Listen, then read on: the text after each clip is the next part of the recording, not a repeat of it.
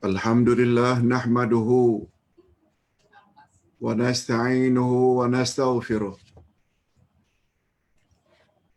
wa na'udzu billahi min shururi anfusina wa min sayyiati a'malina. Man yahdihillahu fala mudilla lahu wa man yudlil fala hadiyalah. Asyhadu an la ilaha illallah wahdahu la syarika lah wa asyhadu anna Muhammadan abduhu wa rasuluh la nabiyya ba'dah. Allahumma salli wa sallim ala nabiyyina Muhammad wa ala alihi wa sahbihi ajma'in, amma ba'd.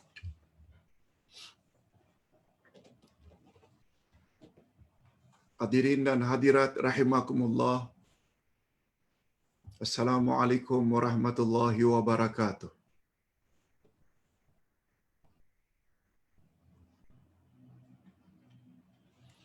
Alhamdulillah, kita bersyukur kehadirat Allah Azza wa Jalla.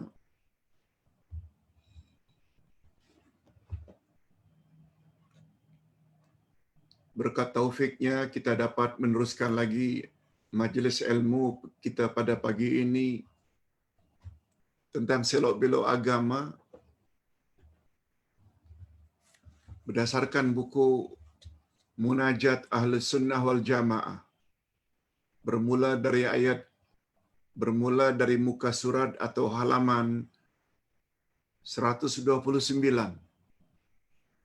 129 hingga akhir. InsyaAllah kita akan rangkum sekali pembahasan pagi ini tentang beberapa wirid.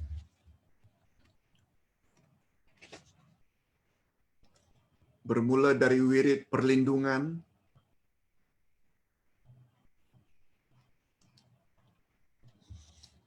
wirid ruqyah yang disyariatkan, wirid agar terhindar dari musibah, dan terakhir wirid pagi dan petang.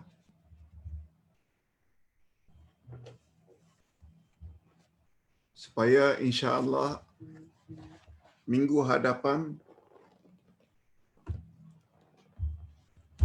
kita akan berpindah kepada buku yang kita miliki, yaitu panduan atau 12 panduan ibadat. InsyaAllah ini akan bermula pada minggu hadapan. InsyaAllah.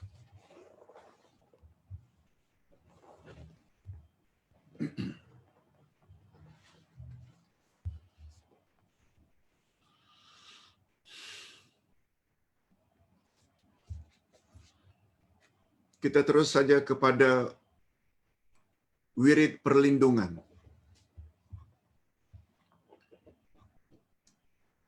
Wirid perlindungan yang paling utama yang diajar oleh Nabi sallallahu alaihi wasallam adalah a'udzubillahi minasyaitonir rajim. Aku berlindung kepada Allah daripada syaitan yang direjam. A'udzu, aku berlindung. Yang menurut bahasa a'udzu maknanya al-taji'u. Aku mengungsi. Kalau umpamanya bangsa yang tertekan, dizalimi, lalu mereka berpindah ke negeri lain, mereka dipanggil sebagai pengungsi, memohon perlindungan dari negara lain. Dalam bahasa Arab disebut dengan laji, pengungsi. Itu sebabnya orang yang meminta perlindungan politik ke negeri lain karena dia diancam akan dibunuh, ditangkap. Dalam bahasa Arab disebut dengan lujuk siasi. Mereka ingin mendapat suaka politik. Suaka politik. Minta perlindungan politik. Itu namanya pengungsi. Mengungsi. Sebagaimana orang-orang Palestin, Gaza, yang disiksa dan dizalimi oleh Israel, mereka pergi ke Jordan, pergi ke Arab Saudi, pergi ke mana-mana negara. Itu namanya lujuk. Lujuk siasi. Suaka politik. Ingin mendapat perlindungan dari negara yang dituju supaya tidak ditangkap, supaya tidak dizalimi. Okey, itu dari sudut bahasa. Yang dalam bahasa Arabnya dipanggil dengan perlindungan, isti'adzah. Sebabnya isti'adzah adalah istilah untuk a'udzubillah. Dan ingat, dalam Islam, isti'adzah, memohon perlindungan, dia termasuk ibadat. Dan ibadat mesti ditujukan hanya kepada Allah. Sebagaimana kita sama-sama maklum, ibadat ada 4 jenis.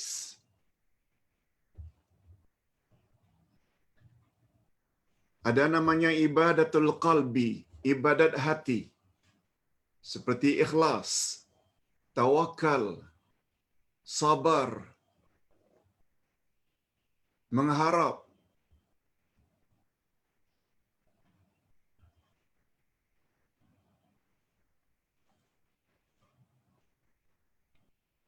Semuanya mesti ditujukan kepada Allah. Itu namanya ibadatul qalbi, ibadat hati. Oleh sebab itu, bila bertawakal, mesti bertawakal kepada Allah. Oleh sebab itu, bila mengharap mesti kepada Allah. Oleh sebab itu, bila kita berbuat sesuatu dengan ikhlas, mesti ikhlas karena Allah. Tak boleh karena yang lain. Yang kedua, ibadatul badan. Ibadat badan seperti salat, puasa. Mesti karena Allah. Mesti untuk Allah. Ada lagi namanya ibadatul mal, ibadat harta. Zakat, sedekah, wakaf, infak. Semuanya mesti kita lakukan karena Allah. Nah, yang satu lagi namanya ibadatul lisan, ibadat lidah. Ibadat lidah termasuklah basmalah, bismillah. Ingin makan, bismillah. Ingin minum, bismillah. Ingin keluar rumah, bismillah. Ingin menyembelih, bismillah. Termasuk juga istighatsah. Mohon mendapat protection atau perlindungan daripada Allah, daripada malapetaka. Istighatsah. Isti'adzah. Memohon perlindungan kepada Allah dari makhluk-makhluk yang jahat.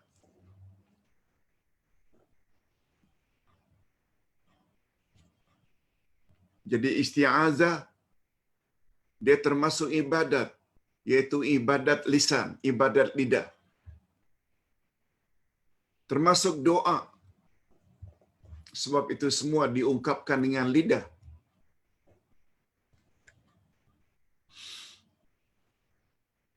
Ibadatul lisan.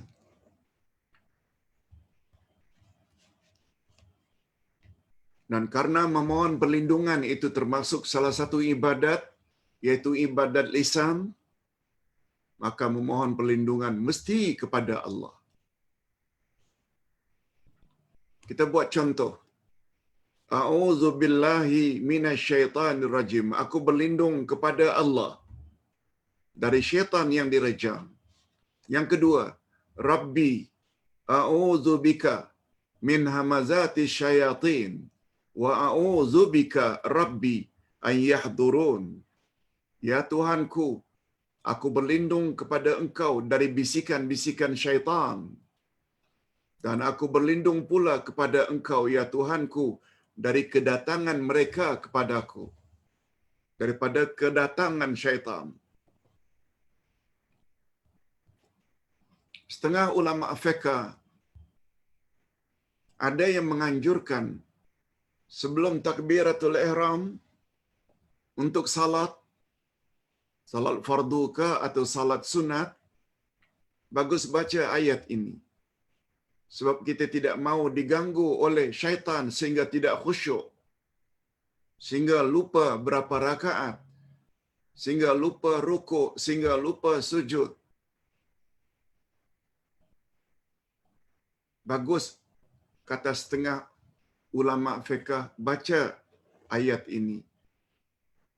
Karena sesuai dengan maknanya, oh Tuhan, aku berlindung kepada Engkau dari bisikan-bisikan syaitan. Dan aku berlindung pula kepada Engkau, ya Tuhanku, dari kedatangan mereka kepadaku, sehingga mengganggu. Syaitan mengganggu manusia hatta di dalam salat, hatta di dalam uduk.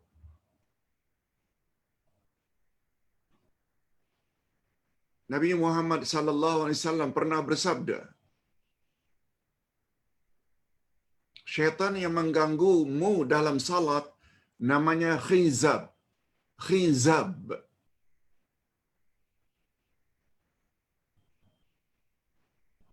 Dan syaitan yang mengganggumu ketika beruduk, sehingga terus saja berkali-kali kita ulang-ulang uduk.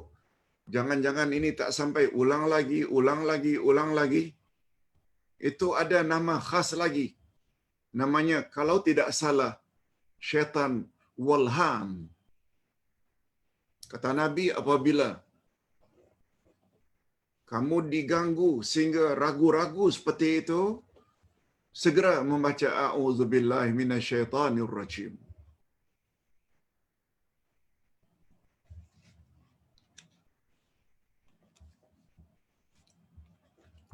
Doa perlindungan selanjutnya, muka surat sebelah.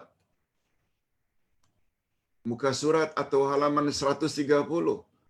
Rabbi inni a'udzubika an as'alaka ma laysa li bihi ilm wa illa taghfirli wa tarhamni akum minal khasirin. Ya Tuhanku, sesungguhnya aku berlindung kepada Engkau dari memohon kepada Engkau sesuatu yang aku tidak mengetahui hakikatnya. Mohon lagi perlindungan. Takut tersalah dalam meminta kepada Allah. Dan sekiranya Engkau tidak memberi ampun kepadaku dan tidak menaruh belas kasihan kepadaku, niscaya aku akan termasuk orang-orang yang merugi. Ini ayat Quran, surat Hud, ayat 47. Begitu juga Allah berfirman, menyuruh agar kita memohon perlindungan kepadanya. Jadi salah seorang orang yang jahil, orang yang bodoh. Ini ayatnya, a'udzubillah an akuna minal jahilin. Aku berlindung kepada Allah agar tidak menjadi salah seorang dari orang-orang yang jahil. Kita minta pada Allah. Ada kemungkinan apa yang kita minta itu, dia akan menjerumuskan kita ke dalam neraka. Minta kaya, lalu dengan kekayaan akhirnya kita leka, lupa pada Tuhan. Minta zuriat, tahu-tahu zuriat kita memalukan kita di dunia lagi. zuriat akhirnya menjadi anak-anak yang jahat. Tidak ada faedahnya. Itu sebabnya bila memohon kepada Allah biar berlapik, ya Allah berilah aku zuriat yang saleh dan salihah. Kena tambah yang saleh dan salihah. Kalau sudah punya anak, punya cucu, setiap hari mohon pada Allah. Khasnya ketika salat tahajud dan witir, agar zuriat, anak cucu, semuanya menjadi anak yang saleh dan salihah. Dan pada masa yang sama, kita masukkan pada mereka bukan hanya akademik, tetapi juga akidah, cara ibadat, akhlak. Sebab itu semua modal atau syarat utama untuk menjadi anak yang saleh. Bukan hanya pintar, bijak, cemerlang dalam akademik. Belum tentu. Tapi kalau cemerlang kedua-duanya, sudahlah cemerlang dalam akademik, cemerlang pula dalam akidah, cemerlang pula dalam ibadat dan akhlak. Oh, itu yang terbaik.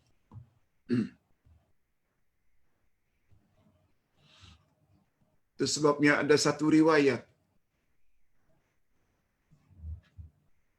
Ustaz tidak pasti kesahihannya,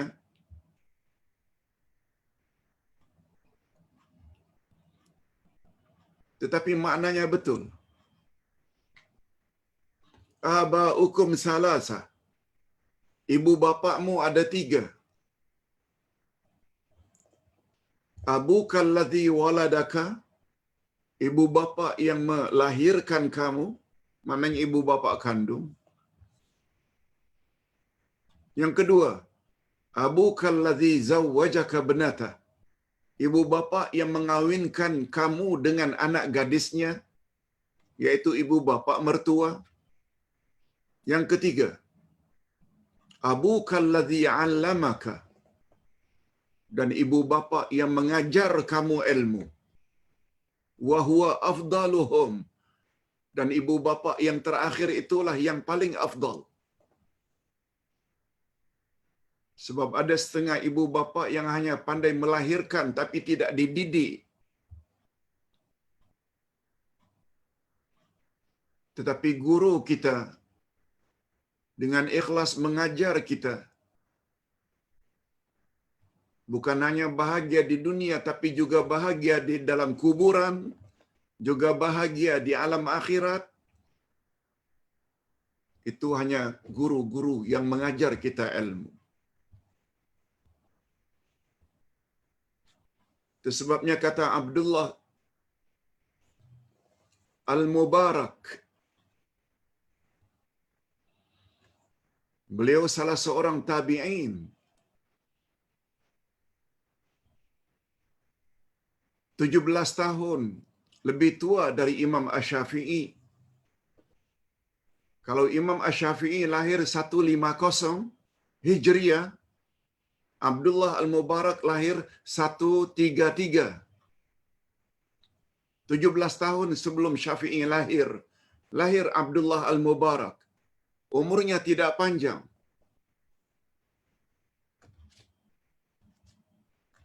Kalau Syafi'i umurnya 55, Abdullah Al-Mubarak umurnya 44. Lahir 133, wafat 177. Syafi'i lahir 150, meninggal 204. Lagi muda, mati muda. Tapi Masya Allah ilmunya sangat mendalam. Apa kata beliau? Abdullah Al-Mubarak, Abdullah Yasin hanya ingin menyampaikan saja apa yang Abdullah Al-Mubarak cakap. Apa kata Abdullah Al-Mubarak? Al-ulama'u afdal min abaikum. ulama adalah lebih hebat, lebih istimewa, lebih afdal dari ibu bapa kamu.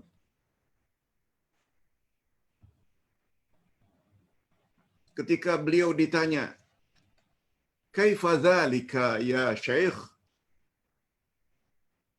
Mengapa demikian ulama lebih hebat daripada ibu bapa sendiri? Coba dengar jawaban beliau. Aba'ukum yahfazunakum min narid dunya. Sebab ibu bapakmu memelihara kamu dari api dunia. Maksudnya kesusahan dunia. Ibu bapa kamu mereka berjasa memelihara kamu daripada kesusahan dunia. Dimasukkannya kamu ke sekolah sehingga kamu dapat hasil cemerlang dalam UPSR, SPM, universiti, sehingga kamu layak mendapat kerja-kerja tertentu dengan gaji lumayan, sehingga terhindar daripada kesusahan dunia, maknanya kemiskinan, kefakiran dalam dunia. Yes. Tak cukup sekolah, diberi tuition, matematik, geografi, English, dan lain-lain. Tapi kata Abdullah Al-Mubarak, "Wal ulama'u yahfazunakum min naril akhirah." Sedangkan ulama memelihara kamu dari api akhirat, siksaan neraka, azab kubur. Karena ulama telah membimbing akidahmu biar mantap mentauhidkan Allah, tidak bercampur syirik dan khurafat. Dalam beramal, ibadat, ikut cara Rasul, sehingga terhindar dari bid'ah, khuraf, dan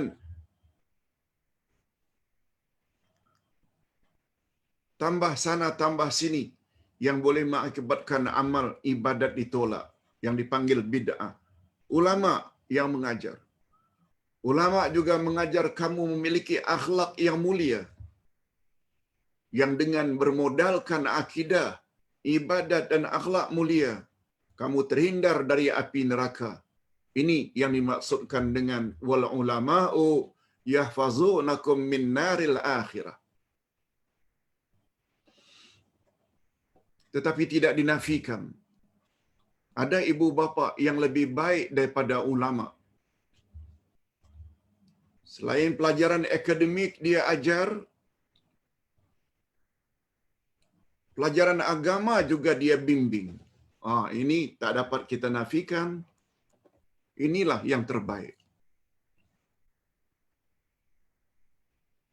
Ustaz hanya ingin menyampaikan pesan dari Abdullah Al-Mubarak. Sangat bagus untuk kita renung. Nah, hadirin dan hadirat rahimakumullah. Ini yang berkaitan dengan perlindungan. Kalau Ustaz baca satu demi satu memang sangat panjang. Tetapi sebagaimana yang Ustaz sebutkan sebelum ini,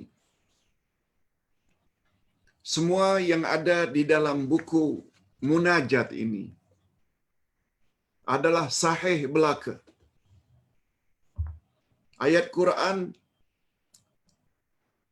wirid perlindungan dari ayat Quran memang tidak boleh kita nafikan. Yang terbaik. Kalaupun dari hadis-hadis Nabi sallallahu alaihi wasallam disebut di bawahnya footnote, riwayat Muslim, riwayat Imam Ahmad, riwayat Imam Bukhari, disebut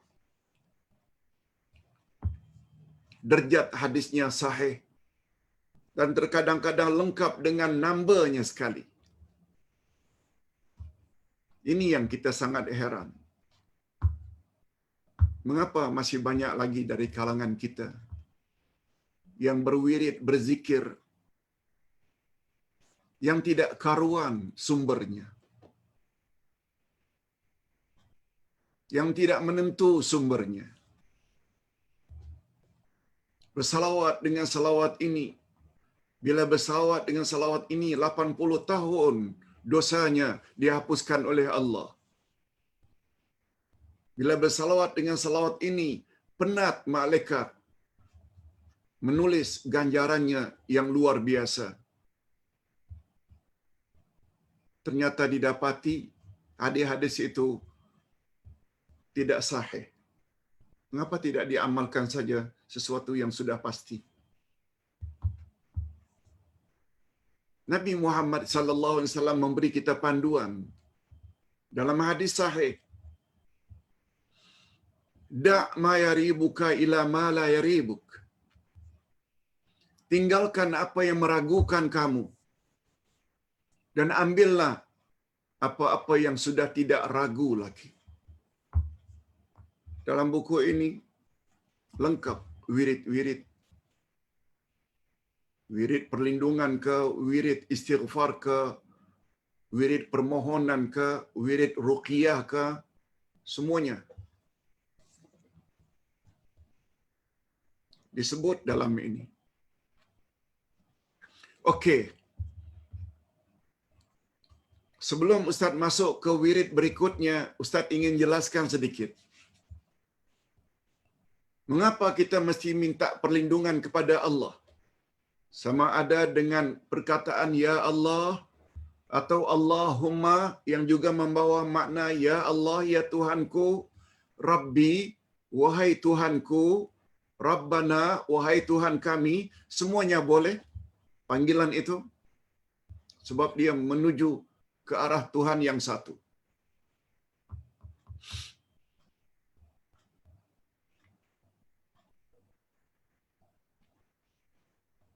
Mengapa kita mesti memohon perlindungan kepada Allah, tidak kepada yang lain?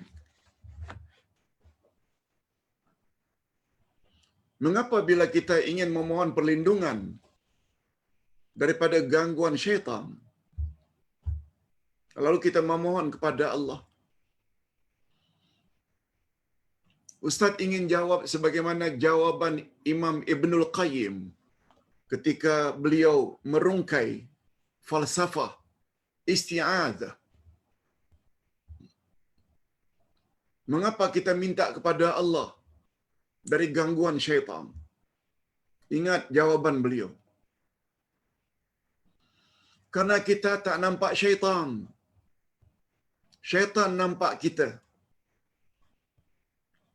Dia boleh ganggu kita sesuka hati. Dan kita tak boleh balas sebab kita tak nampak dia. Dia berada di depan ke, di belakang ke, di atas, di kiri, di kanan, kita tak tahu, tak nampak.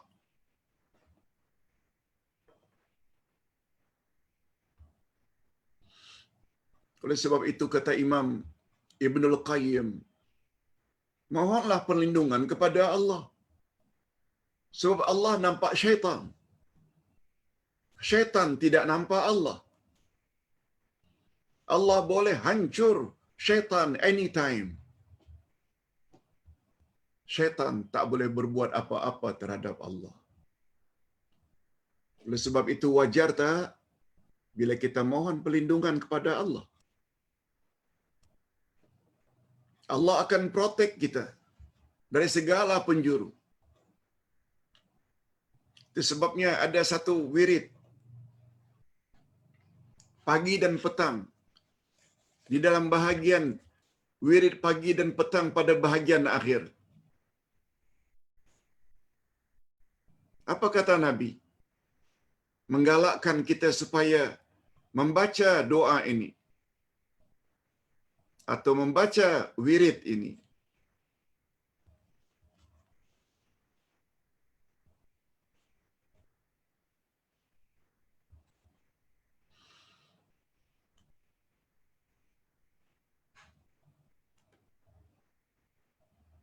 Kata Nabi sallallahu alaihi wasallam,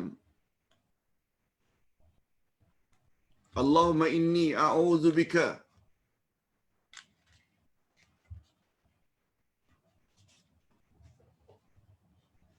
Allahumma inni as'alukal afwa wal afiyah fid dunya wal akhirah. Coba lihat muka surat 192.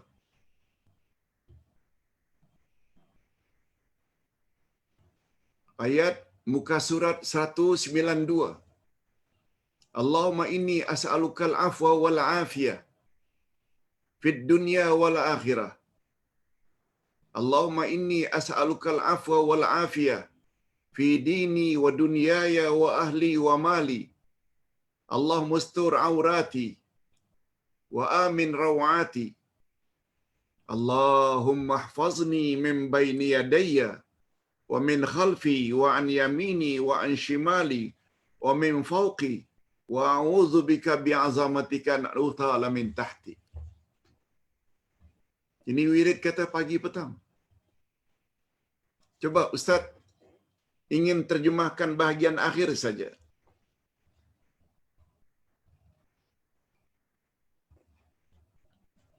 Ya Allah, lindungilah keburukanku.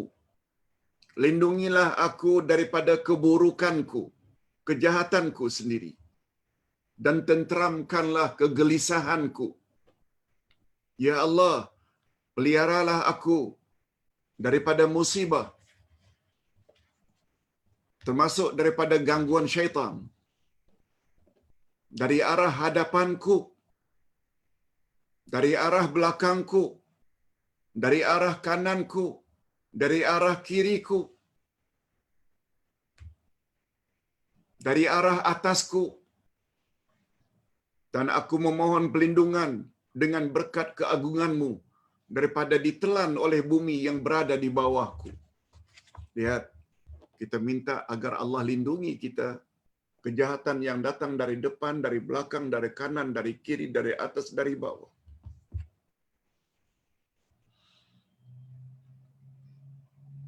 Ustaz pernah diberitahu beberapa tahun yang lalu oleh seorang jemaah wanita. Beliau telah meninggal dunia.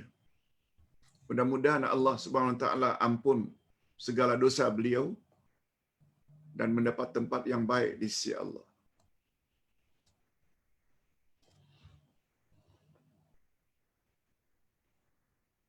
Ketika di bukit antarabangsa, tombang bangunan Highland Tower, banyak yang meninggal karena bangunan tersebut tombang, runtuh. Ustaz, kata beliau, Allah yarham, berkat saya mengamalkan wirid ini, minta Allah lindungi daripada musibah yang datang dari depan, dari belakang, dari kanan, dari kiri, dari atas dan dari bawah. Beberapa minit saja saya tinggalkan Highland Tower di Bukit Antarabangsa. Beberapa minit saja berlepas dari kawasan itu, keluar dari bangunan itu runtuh. Dan saya yakin, Pak Ustaz, barangkali itu berkat permohonan dan amalan saya pagi petang, minta agar Allah juga lindungi saya daripada musibah yang datang dari bawah. Datang dari bawah, maknanya bangunan itu masuk ke dalam tanah dan tombang, itu dari bawah, dan Allah Subhanahu Wa Taala lindungi saya. Itu kata beliau, pengakuan beliau. Allahu Akbar. Baik, hadirin dan hadirat rahimakumullah. Oleh sebab itu, adalah sangat tidak wajar apabila kita justru memohon perlindungan pada bomo, pada dukun, pada ini, pada itu. Sebab semua mereka sama dengan kita dapat dilihat oleh syaitan, dapat diganggu oleh syaitan. Tapi bila memohon perlindungan langsung pada Allah, Allah akan protect kita.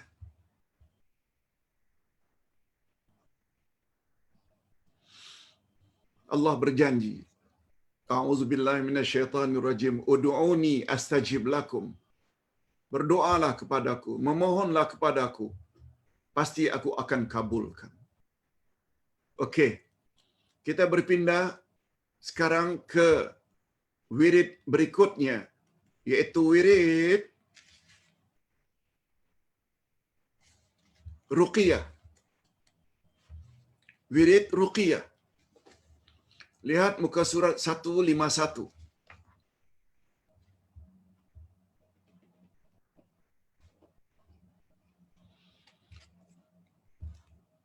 Kalau isti'azah maknanya memohon perlindungan,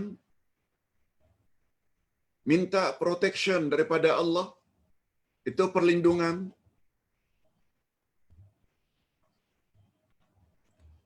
Ruqyah dalam bahasa kita jampi, mentera.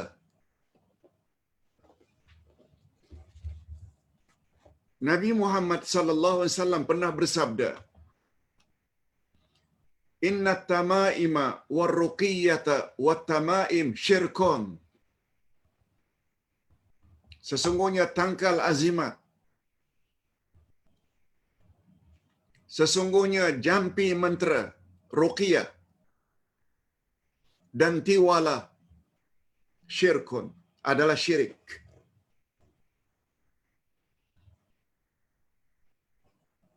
Tangkal azimat kita tahu sesuatu yang kita ikat pada lengan atau pada leher atau pada pinggang atau pada paha dengan tujuan supaya mendapat perlindungan dari musibah. Itu namanya tamimah, jamaknya tamaim. Syirik. Sebab bila kita menggunakan tangkal azimat, bermakna kita telah bertawakal kepada barang tersebut.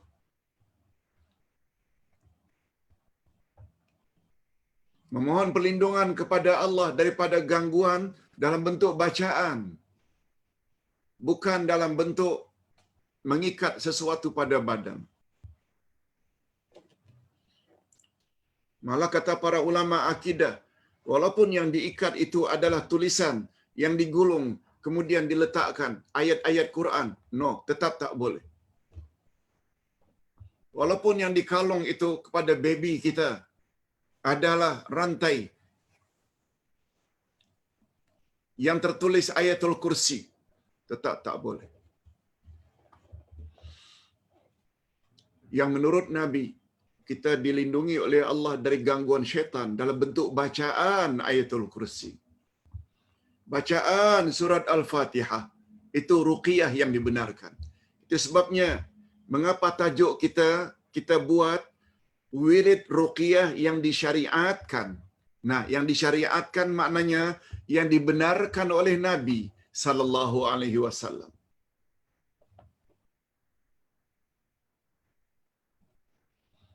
Syarat-syarat ruqyah yang disyariatkan tertera di dalam buku Akidah jilid 2. Pertama, ruqyah yang disyariatkan segala bacaan yang datang daripada Al-Quran. Boleh. Seperti surat Al-Fatihah. Nanti kita ceritakan sejarahnya. Atau yang datang dari Nabi. Boleh juga jampi itu dalam bahasa masing-masing. Walaupun dalam bahasa Malaysia. Tapi dengan syarat. Dengan syarat tidak terdapat di dalamnya unsur-unsur syirik atau meminta kepada selain Allah. Itu syarat. Syarat yang kedua, hendaklah ruqyah tersebut dalam bahasa bukan bahasa Arab. Hendaklah ruqyah itu dalam bahasa yang kita faham. Jadi orang Melayu ingin ruqyah dalam bahasa Siam, no. Kalau kita tak tahu maknanya. Orang Melayu ingin ruqyah jampi dengan jampi-jampi dari bahasa Jawa yang dia tidak faham bahasa Jawa tersebut, tak boleh. Sebab dibimbangkan ada unsur syirik. Ada unsur meminta kepada selain Allah. Itu syaratnya. Seorang sahabat pernah bertanya kepada Nabi, "Ya Rasulullah, apakah saya masih boleh lagi mengamalkan jampi-jampi yang saya amalkan dulu di zaman jahiliyah sebelum memeluk Islam?" Nabi tidak langsung kata tak boleh. Kata Nabi, "Tolong perdengarkan kepadaku. Tolong kamu baca jampi yang kau maksudkan itu padaku." Setelah Nabi dengar, lalu Nabi komen, "La ba'sa bih. Never mind. No problem. Boleh kamu terus amalkan itu. Walaupun itu kau amalkan sebelum kamu memeluk Islam di zaman jahiliyah." Karena apa? Karena Nabi pastikan di dalam ungkapan itu tidak ada unsur-unsur syirik.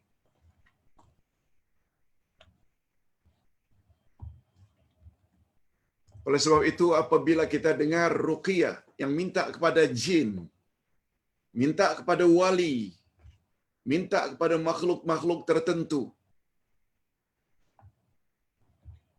minta kepada aqtab, pemimpin-pemimpin tarikat, pemimpin-pemimpin sufi, tak boleh. Sebab itu bukan ruqyah yang syar'iyah. Berapa banyak orang-orang baca ketika akan memukau, menyihir orang. Yang biasa kita dengarlah, mambang kuning, mambang merah, mambang hijau. Sebagaimana dalam filem-filem zaman dahulu. Semua panggil mambang-mambang itu bukan minta kepada Allah, tapi minta kepada syaitan, minta kepada jin. Haram hukumnya dan syirik. Sebab memohon sesuatu itu adalah ibadat, dan ibadat tidak boleh ditujukan kepada selain Allah. Okey. Pertama-tama sekali ruqyah ini adalah surat Al-Fatihah. Ini ruqyah syar'iyah. Sejarahnya pernah seorang sahabat musafir melalui beberapa wadi. Wadi maknanya perkampungan di padang pasir.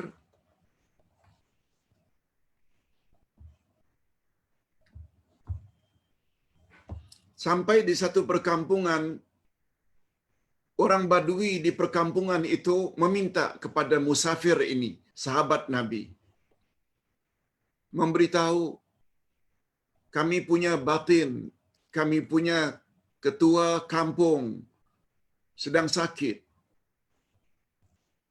Dah bermacam-macam kami rawat tapi tak sembuh. Engkau orang asing, engkau orang baru. Jangan-jangan engkau tahu cara merawatnya."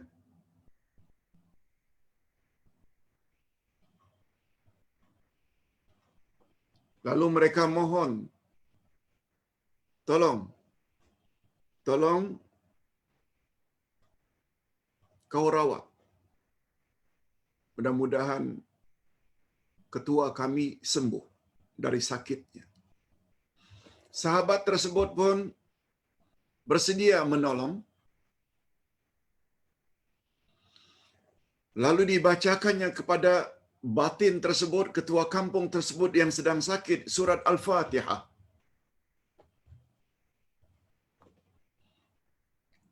Sambil memohon kepada Allah Azza wa Jalla,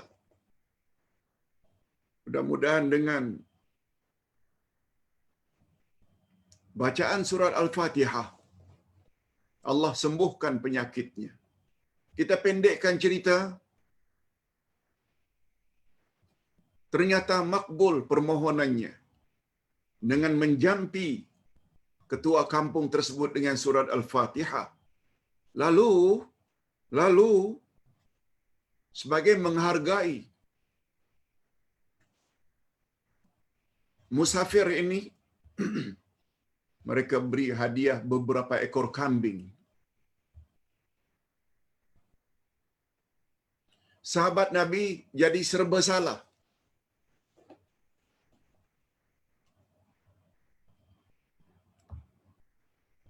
Begitu sekembalinya beliau daripada musafir dengan membawa beberapa ekor kambing hadiah, beliau menemui Rasulullah sallallahu alaihi wasallam yang ketika itu masih hidup.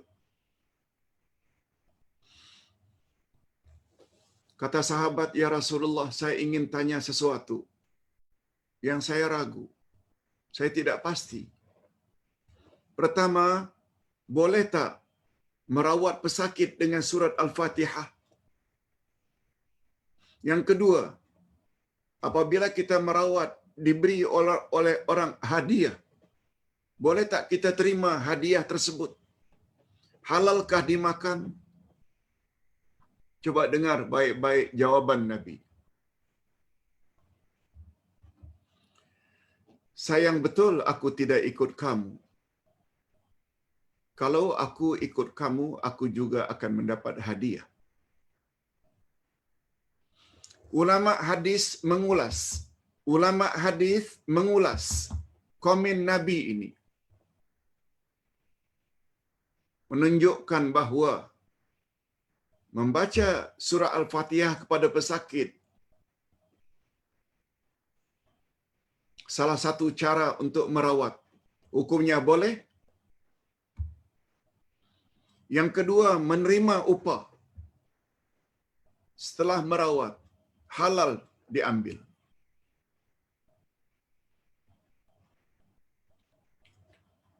Lalu ditanya, bagaimana kita mengambil kesimpulan seperti itu? Ingat, hadis Nabi ada 4. Kata ulama tafsir, ulama hadis. Pertama, perbuatan Nabi. Nabi pernah buat. Yang kedua, ucapan Nabi. Nabi pernah sebut perkara itu boleh. Yang ketiga, ikrar, takrir Nabi. Ketetapan Nabi, iaitu sahabat buat, Nabi tidak menyalahkan. Itu namanya takrir. Dan yang keempat, sifat Nabi. Itu semua termasuk ke dalam hadis-hadis Nabi. Nah, dalam hal ini, pertanyaan sahabat tadi tidak disalahkan oleh Nabi. Sebab ada satu kaedah, haram hukumnya Nabi berdiam diri ketika dihajatkan. Sahabat tadi berhajat mendapat pencerahan dari Nabi. Setelah diceritakan, beliau mengobat atau merawat dengan Al-Fatihah. Kemudian dapat upah pula. Nabi tidak melarang. Itu maknanya Nabi reda perbuatan itu dan tidak salah. Walaupun Nabi tidak sebut boleh diambil upahnya, tapi Nabi sebut, sayang betul aku tidak ikut kamu. Kalau aku ikut kamu, aku juga dapat hadiah. Ini semua memberi isyarat merawat pesakit dengan ayat Quran. Apa saja ayat Quran, bukan hanya Al-Fatihah. Mengambil upah dari orang yang kita rawat tidak menjadi suatu kesalahan dan halal dimakan. Yes, ini namanya hadis Nabi melalui takrir. Bila ditanya hanya surat Al-Fatihah saja ke Pak Ustaz? Tidak. Semua ayat Quran. Sebab Nabi Muhammad sallallahu alaihi wasallam pernah balik ke rumahnya pada satu hari di rumah Aisyah. Dan Aisyah bersama tetamu, seorang wanita. Begitu Nabi masuk,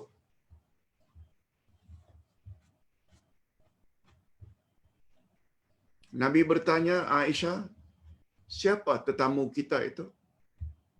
Wanita tersebut, Aisyah memberitahu, dia sedang sakit ya Rasulullah.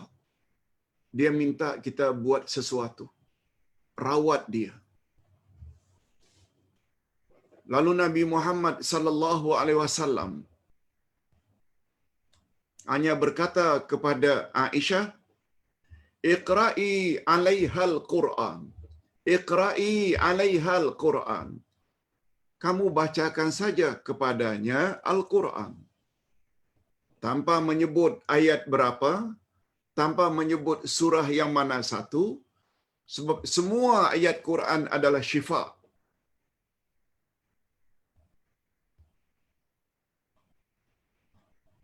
Allah berfirman pada ayat 82 dari surat Al-Isra,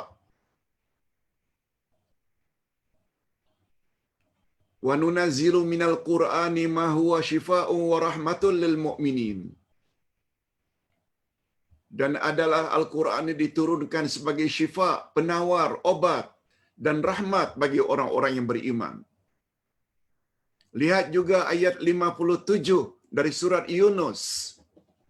57 surat Yunus. Ya ayuhan nas, qad ja'atkum mau'izatun min rabbikum wa shifaa'un lima fis sudur. Hai sekalian manusia, telah datang nasihat dari Tuhanmu dan penawar apa yang terdapat di dalam dadamu. Banyak ayat-ayat syifa, ada 6 jenis dalam Al-Quran. Boleh dilihat dalam buku Ustaz, Rawatlah Diri Anda dengan Al-Quran. Oleh sebab itu,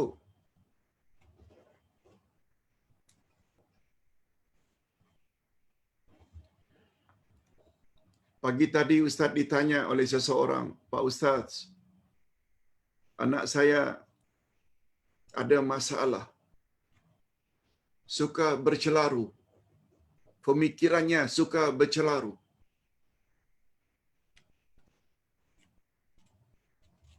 Ustaz lupa namanya dalam istilah perobatan, tapi disebut anak saya bercelaru, cara berfikirnya ragu-ragu, sakwasangka, ini, padahal umur mendekati 30. Ada kelulusan dalam bidang tertentu, masuk universiti, tapi bercelaru. Bagus tak saya baca ayat-ayat ini? Disenaraikanlah. Surat Al-Jin, Ayatul Kursi, 3 Qul, Surat Al-Baqarah ayat sekian. Lalu Ustaz kata, baik belaka. Semua ayat-ayat yang Tuhan maksudkan itu bagus untuk dibaca.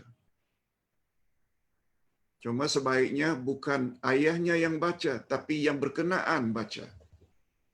Malah Ustaz ingin tambah,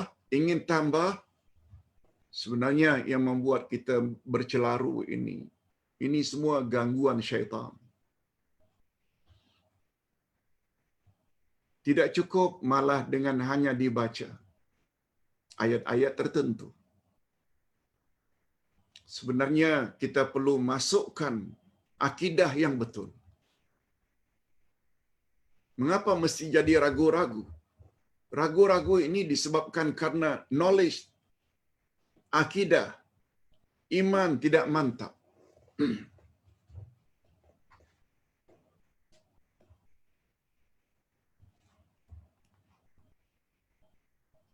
Cara kita umat Islam menghadapi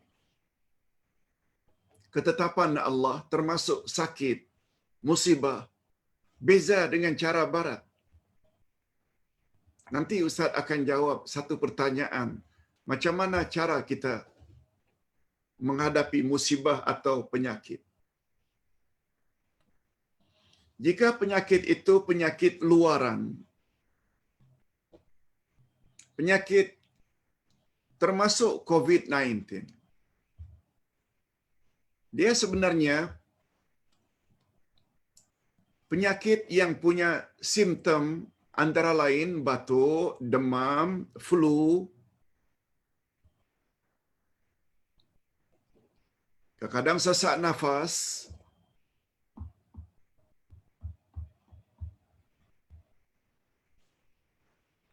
Jangan terlalu kita rungsingkan. Ustaz buat contoh. Kecualilah bila penyakit itu penyakit yang teruk. Ustaz dah sebut sebelum ini cara merawat sesuatu penyakit. Ada yang namanya kita perlu ambil sebab tabi'i, iaitu telan obat, Panadol bila pening, minyak kayu putih atau minyak kapak disapu pada bahagian tertentu, itu semuanya sebab tabi'i. Makan herba. Yang kedua namanya sebab syar'i, iaitu panduan-panduan yang datang daripada agama, syarak. Baca ini, baca ini, baca itu. Itu cara agama. Dan satu lagi cara yang perlu kita ambil berat. Bila ditimpa oleh Allah satu-satu ujian, musibah, sakit, kita jangan terlalu panik.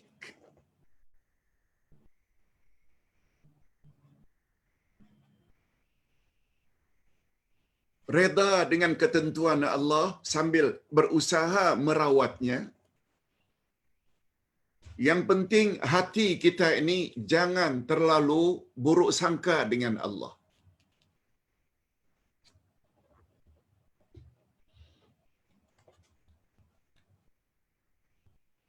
Pada suatu hari Nabi Muhammad sallallahu alaihi wasallam, coba dengar baik-baik. Kalau ingin tahu cara merawat sakit menurut sunnah Nabi, selain daripada ambil sebab tabi'i dan sebab syar'i tadi,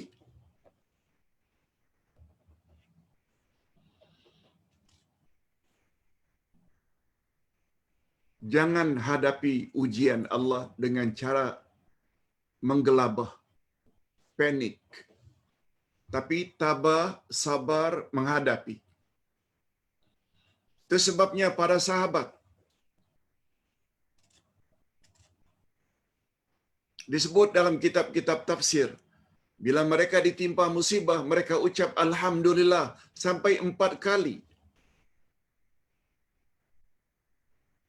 Kali yang pertama, karena dengan musibah Allah hapuskan dosa-dosanya. Yang kedua, Alhamdulillah karena ditimpa musibah, menunjukkan Allah sayang pada kita, membuat kita ingat pada Allah. Yang ketiga, Alhamdulillah, bila ditimpa musibah, membolehkan kita untuk sabar.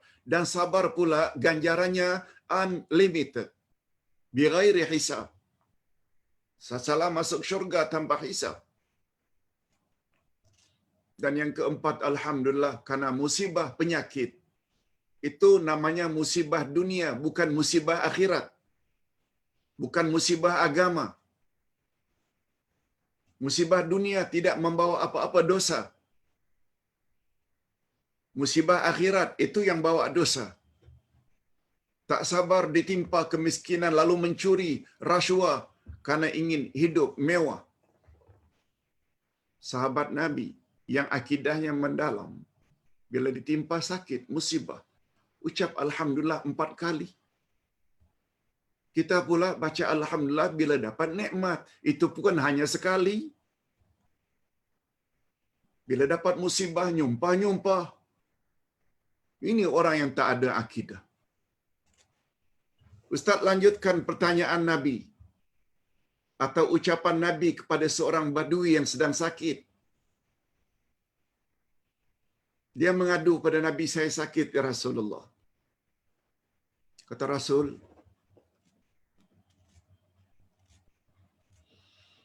Mudah-mudahan Allah Subhanahu wa taala sembuhkan kamu. Jangan panik, sabar dan reda sambil berobat. Tahurun insya-Allah. Dosa-dosamu akan diampuni oleh Allah. Apa jahat Badui itu jawab? Dengan umurku seperti ini, lalu aku ditimpa musibah, aku akan mati. Aku akan masuk kubur. Kata Badui. Apa komen Nabi? Naam idzan. Kalau begitu, betul agaknya. Kalau begitu, betullah agaknya macam yang engkau cakap. Keesokan harinya, Badui itu mati. Keesokan harinya, Badui itu mati. Karena dia sendiri yang cakap, dia akan masuk kubur. Nabi kata, sabar, tabah, doa pada Allah. Tidak, aku rasa aku akan masuk kubur. Rupanya betul-betul masuk kubur esoknya. Ini yang dimaksudkan oleh Nabi. Bila kita berhadapan dengan satu-satu ujian, musibah, sakit, hadapi dengan reda, tabah, apalagi terhadap COVID-19. Bila kita sabar menghadapi virus tersebut yang dipanggil dengan wabak, Nabi berjanji dalam hadis sahih, orang tersebut bila mati, dapat ganjaran mati syahid. Mengapa terlalu panik?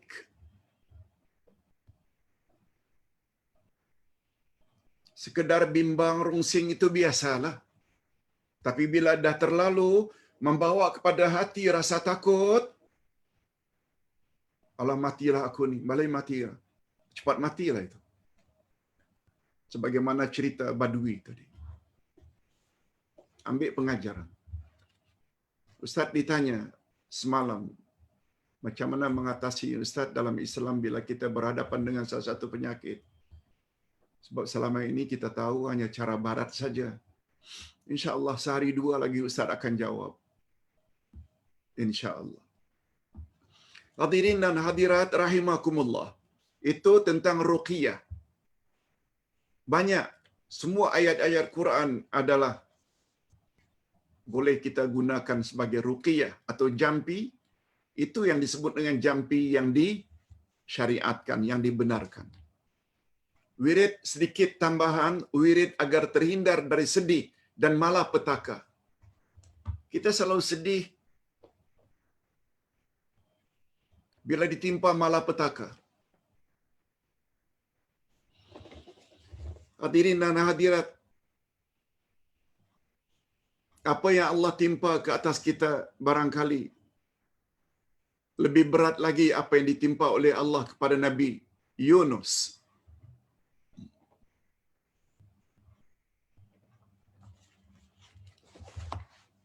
Nabi Yunus ditelan oleh ikan, dibawa ke dasar laut. Dalam keadaan yang sempit, dalam keadaan gelap gulita, Nabi Yunus baca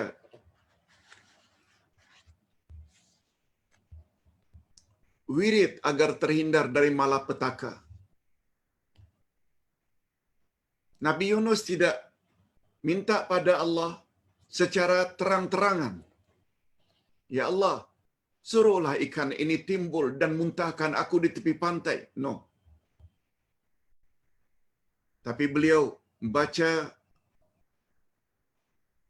wirid, zikir yang mengandung tauhid, yang mengandung tasbih dan mengandung pengiktirafan. Semua kita tahu, lihat muka surat 165. La ilaha illa anta subhanaka inni kuntu minaz zalimin. Tiada Tuhan yang berhak disembah melainkan Engkau. Ini tauhid. Subhanak, maha suci engkau ya Allah. Itu tasbih. Inni kuntu minaz zalimin.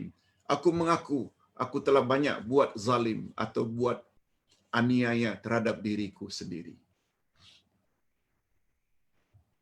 Sebab Nabi Yunus pernah merajuk terhadap sikap kaumnya yang tak mau beriman. Lalu beliau tinggalkan kaumnya. Lalu mendapat teguran daripada Allah. Begitu dia menyeberang lautan untuk pergi ke negeri lain, beliau terpaksa dicampak. Ceritanya panjang. Kalau ditelan oleh ikan, itu teguran Allah. Lalu beliau ucap ini. Kata Nabi SAW ketika ditanya oleh para sahabat, ini khas untuk Nabi Yunus sajakah? Bila mendapat malapetaka, kesempitan? Tidak, kata Nabi. Dia untuk umatku yang beriman. Lebih-lebih lagi ada perkataan, Subhanak. Allah berfirman dalam Al-Quran, kalaulah tidak karena tasbihnya Nabi Yunus, niscaya aku, kata Allah, akan letakkan dia kekal dalam perut ikan tersebut hingga hari kiamat. Lihat. Subhanallah. Subhanallah. Power. Ini yang dipanggil dengan doa usana. Doa sambil memuji Allah. Doa ada dua jenis. Doa uttalab, doa sambil meminta. Yang satu lagi doa usana, doa tapi dalam bentuk pujian. Dan doa dalam bentuk pujian sebagai contoh ini la ilaha illa anta subhanaka inni kuntu minaz zalimin. Dalam hadis sahih disebut Allah akan bagi kepada orang yang memujinya lebih daripada Allah bagi kepada orang yang meminta. Betulkan persepsi kita. Sebabnya bila kita baca Al-Quran, penuh dengan pujian-pujian kepada Allah. Sematkan saja di dalam hati ketika kita sedang membaca. Minta harmonikan rumah tangga anak kita yang dah mula retak. Luluskan anak-anak kita yang akan ikut ujian. Selamatkan suami kita yang bepergian mencari rezeki. Insya-Allah. Allah Subhanahu wa taala Maha tahu. Itu namanya doa usana. Hadirin dan hadirat rahimakumullah. Masa pun sudah habis. Jadi Ustaz anggap sajalah buku ini sudah tamat kita bahas. Kalau tak salah 4 kali kita bahas. Kita akan insya-Allah mula dengan buku ini yang mengandung 12 pedoman ibadat kepada Allah Azza wa Jalla yang akan kita bahas insya-Allah pada hari Selasa yang akan datang. Insya-Allah. Kita akhiri dengan doa. Alhamdulillahirabbil alamin. Wassalatu wassalamu ala asyrafil anbiya'i wal mursalin wa ala alihi wa sahbihi ajma'in.